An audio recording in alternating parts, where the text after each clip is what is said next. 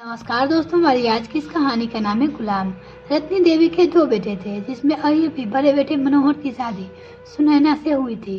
सुनैना काफी संस्कारी और सुलझे विचार को थी। उसके आते ही घर गृहस्थी को संभाल लिया था। सुनैना अपने सास ससुर पति और देवर भास्कर का बड़ा ही ध्यान रखती थी। सबको आश्चर्य होता था कि कल की बहू ने आते ही घर का नक्शा बदल दिया। पहले जो काम नहीं हो पाए थे, वो सुनैना की समझदारी से जल्दी जल्दी निपटने लगे थे। बाहर आंगन के कोने में कवर खाना बना रखा था। एक दिन सुनैना जल्दी उठी, सबका खाना पीना बनाकर रख दिया और कवर खाने को साफ करने में लग गई।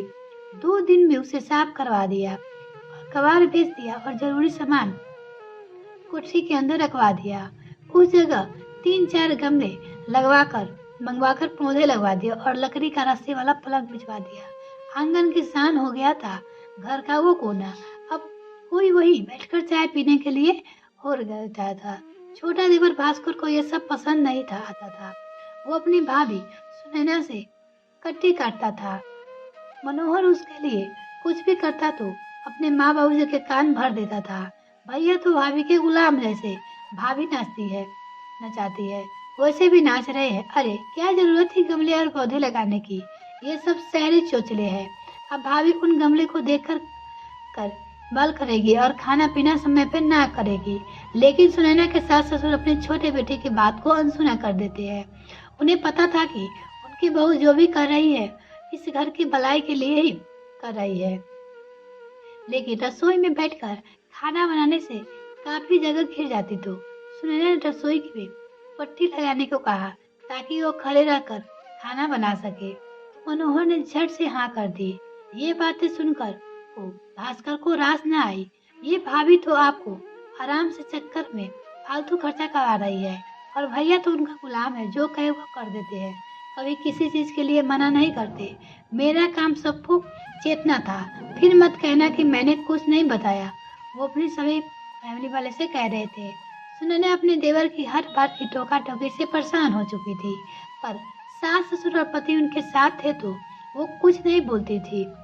लेकिन एक दिन गांव में मेला लगा था। जब से आई वो कहीं घूमने नहीं गई थी, तो उसने मनोहर से मेला दिखाने को कहा। मनोहर ने हामी भर दी और शाम को तैयार होने को कहा। ये सुनते ही भास्कर फिर से चिल्लाने लगा, माँ को अकेले भोजन बनाना होगा और भाभी को मेला घूमने की बारी है। घर की जरा भी चिंता नहीं है। माँ ये सब अकेले कैसे करेगी? मनोहर के तेवर ये सुनते ही गर्म हो गए। वैसे ही करेगी जैसा सुनैना के आने से पहले करती थी। वैसे ही माँ भी सुनैना को मेरे साथ भेज रही है। तुझे क्यों परेशानी हो रही है? तू क्यों ननद बनकर बीच में रोड़ा लगा रहा है? भास्कर की बोलती बंद हो गई। वो उसके भाई मनोहर बोल पड़े। अब भास्कर की शादी लायक हो गया था।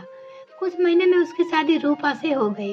रूपा बस रूप यही थी, गृहस्थी का नाम गुण उसको जरा भी नहीं थी। सुनैना उसकी बराबर मदद कराया करती थी। रूपा थोड़ी नए जमाने की थी। उसने आंगन में बिछी खटिया को हटाकर 4 कुर्सी टेबल वहाँ पे रखने को कहा। ये तो भास्कर ने तुरंत हाँ कर दी। तो सुनैना बोली, देवर जी सब किस्मत का खेल है। कल आपके भैया जोरू का गुलाम लग रहे थे और आज आप जोरू के गुलाम बन गए हो। सबको जोरू का गुलाम बनना ही तो होता है। और हंसने लगी उसकी भाभी भास्कर को बोलकर। भास्कर को सारी बातें कांटे की तरह चुभ गई और उसने सोच ही लिया कि रूपा के कहे अनुसार एक भी काम नहीं करेगा। इस घर में सिर्फ भैया हो जोरू के गुलाम कहलाएंगे, वो नहीं। वो सोच रहे थे। सुनैना और रूपा दोनों मिलकर रसोई बनाती थी। रसोई पूरी तरह से खुली हुई थी, सारा सामान बिखरा रहता था। रूपा ने भास्कर के कहा कि रसोई में थोड़ा लकड़ी का काम करवा दे ताकि सामान खुला ना रहे। तो भास्कर ने मना कर दिया अपनी पत्नी को, रूपा को। फिर रात को रूपा ने उसने बात नहीं की। बड़ी मुश्किल से उसने मनाया तो बोली, मैं तो घर के भले के लिए कह रही हूँ। रसोई कमरे से सीधी दिखती है, सारा सामान दिखता है, मुझे तो अच्छा नहीं लगता। आखिर भास्कर ने हाँ मान ही लिया और जल्दी ही रसोई में लकड़ी की काम बंद अलमारियां बनवा दी। क्यों देवर जी, आप भी अब जोरू के गुलाम बन गए ना? जैसे रूपा कह देती है वैसे ही करते हैं। भास्कर कुछ ना कह सका। क्योंकि अब वो जोरू का गुलाम बन चुका। सराईदार का दिन आया। रूपा ने सुनैना से कहा कि वो भास्कर के साथ सिनेमा देखने जा रही है, तो सुनैना को अपने मेले जाने की बात याद आ गई। वो तुरंत बोली, देवर जी, आप रूपा को सिनेमा दिखाने ले जा रहे हो और रसोई में खाना पीना कौन करेगा? आप भी तो अपने भैया की तरह आखिर जोरू के गुलाम हो ही गए। वो अपनी देवर से बोल रही थी। ये सुनते ही भास्कर शर्मिंदा हो गया। भाभी, मुझे माफ कर दीजिएगा, मैंने भैया को बहुत ताने दिए और आपको भी परेशान किया।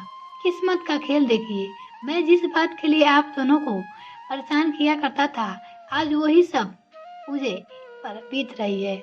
मुझे बहुत दुख हो रहा है कि मैं आपकी खैर भैया की भावना को कभी न समझा। पति की अपनी पत्नी के प्रति भी कुछ जिम्मेदारियां होती है। वो अपनी पत्नी की खुश करने के लिए, आराम के लिए उसके निर्णय में उसका साथ देता है। वो तो उस जोरू का गुलाम समझ लिया जाता है। ये कहानी आपको कैसी लगी कमेंट सेक्शन में लिखना ना भूले। हाँ देवर जी, अच्छा है आपको ये बात जल्दी ही समझ में आ गई। आपको आज किस्मत से वही खड़ा कर दिया जहाँ कल हम खड़े थे, तो अब से जानबूझकर मजाक कर रही थी। अब मेरी सासू माँ ने मुझे कहीं जाने से रोका नहीं, तो मैं देवरानी को रोकने वाली कौन होती हूँ? अब जाइए सिनेमा देख कर आइए, रसोई मैं संभालूंगी, उसकी भाभी बोली। अपनी भाभी की बात सुनकर भास्कर को राहत मिली और उसने अपने भैया को क्या फिर किसी को जुरू का गुलाम कहना छोड़ दिया। तो अगर मेरे चैनल को अभी तक सब्सक्राइब नहीं किया तो प्लीज़ मेरे चैनल को जल्दी से सब्सक्राइब कीजिए, साथ में बेल आइकन प्रेस करें ताकि मेरी और भी कहानी की वीडियो का नोटिफिकेशन सबसे पहले आपको मिल सके। धन्यवाद।